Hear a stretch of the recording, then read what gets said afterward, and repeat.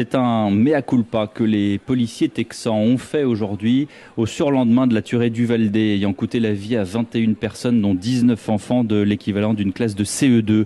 Le directeur de la sécurité publique du Texas est apparu aujourd'hui pour dire qu'il regrettait que les forces spéciales ne soient pas intervenues dans l'école plus tôt au lieu d'avoir attendu 1 heure. Pourquoi avoir attendu ce laps de temps? Parce que les forces de police pensaient peut-être qu'il n'y avait plus de survivants. C'était une mauvaise décision, point final, a clairement dit Stephen McCrow devant les médias.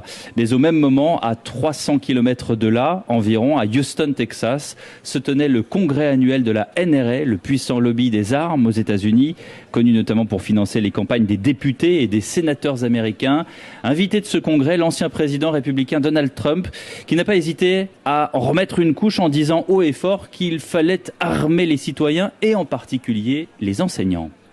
L'existence du mal dans notre société n'est pas une raison pour désarmer des citoyens qui savent comment utiliser leurs armes et peuvent même protéger beaucoup de monde.